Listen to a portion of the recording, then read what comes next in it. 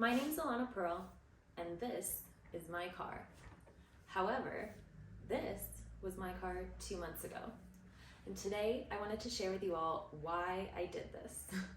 I'll tell you a bit about how I did it, as well as ideas I have planned for my perfect pink car.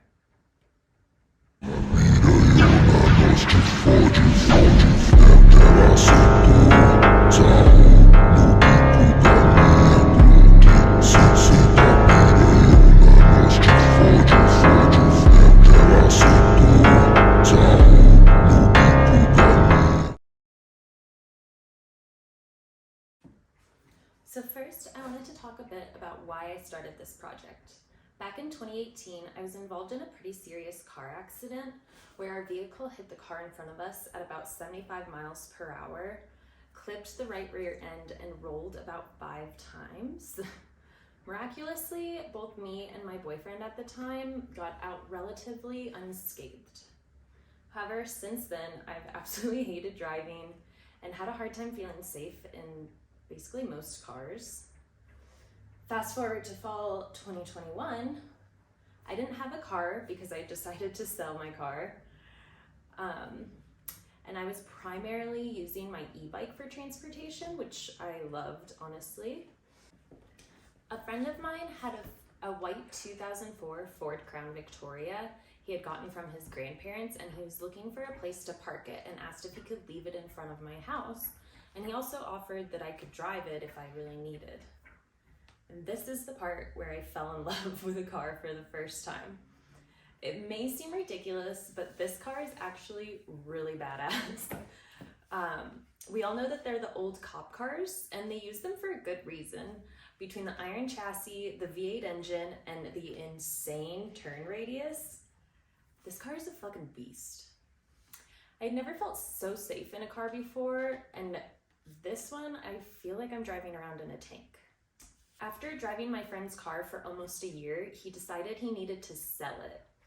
I instantly decided to purchase the car because I couldn't imagine any other owner with it. And I knew that she was in need of a makeover, and I felt pink would be the perfect color. To start on this project, I knew I would need help with it, and I fortunately had the perfect people to turn to. One of my longtime best friends, Monica Vick, as well as her husband, Alex Vick. I've known both these crazy kids since high school, and I'm so thankful to have them in my life. They're both professional creatives with extensive professional paint experience, so I literally couldn't have asked anyone better. Both Monica and Alex have done insanely detailed car painting projects as well, like this one that Monica did, her uncle's 1964, I believe, VW microbus that I could only explain as the perfect bus for the Beatles to drive. The detail is insane. As for Alex, he recently repainted an entire short bus, aka the Buzz Bus, which is a free and sober ride for those who need it on weekends here in Durango, which is so cool. So naturally, I felt like I was in good hands. They both are very kind and patient, as well as good at teaching others, so it was so much fun to learn as much as I did about painting from them. So we started off by prepping the car. I learned that almost all of the work is in the prep. You basically want to get your work surface as clean as possible. So we basically just started off by getting as much of the old paint off as we could, and then sanded down the remaining paint. And then this sanding down the paint gave some grit to the surface, so that way the primer has something to stick to. Alex is a pro masker from his professional painting days. So he took care of that while Monica and I worked on the sanding and paint removal. And once it was masked, we primed that baby up.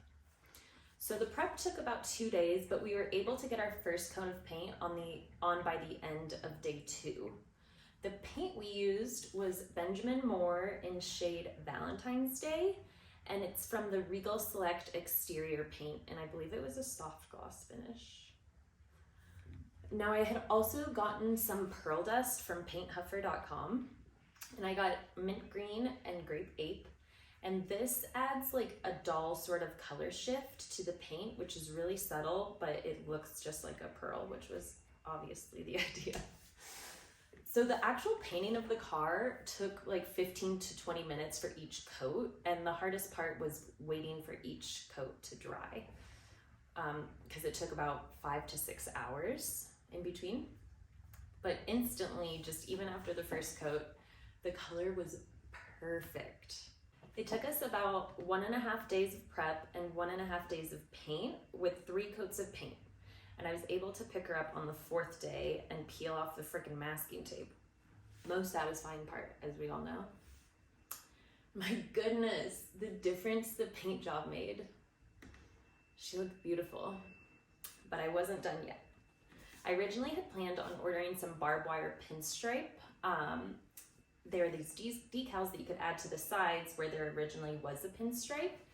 They were black, and I found them online. I believe it was like 72 feet of it for like 80 or 90 bucks, which I thought was a pretty good deal, honestly. But another good friend of mine, Mandy, inspired me to use my Cricut to cut my own barbed wire I had drawn and use my favorite holographic removable vinyl. So printing and applying the vinyl, it took like all of 2 hours and was so much fun to do. I eyeballed putting it on, and I kind of love how it came out because it looks a little bit wonky, like how barbed wire would look on a fence. It's never perfectly straight. So now with all these DIY improvements to Victoria, she is like really coming along. I added the pink dice air valve caps, the chain license plate frame, and I even got my nickname Pearly on the vanity plate. I did have to add a 6 to the end though, because apparently Pearly was already taken in Colorado. I'm so happy with how Victoria has been turning out. I'm excited to start working more on her interior now. She has tan leather seats, so I'm contemplating painting them. I would definitely need a hell of a lot of leather paint, but I think it would be fun. I could do really any color I wanted. I could even do like a print or a pattern, you know, like cheetah, like pink cheetah print, or like plaid or something. So I haven't decided on that yet, and if you have any ideas, I would love to hear them in the comments, so please leave them below. Now I also really need to get seat covers. I found some like pink fluffy ones that I want to get, but I am waiting until I figure out what I'm gonna do with the leather anyways, whether I'm gonna paint it or if I'm just gonna leave it as is. I even had the idea of doing some reupholstery on them. Some like super plush velvet or like a thick shag all over the inside I think could be really fun. I think the shag would be a little bit more forgiving than the velvet. Like velvet I would have to like tuft and, you know, really make it look meaningful. But I'm getting really excited for moving to the interior. I'd also love to hear your thoughts on anything. Would you drive a pink car? Do you think I'm crazy for doing it? Let me know what you think. But yeah, that about wraps it up for Victoria's makeover so far.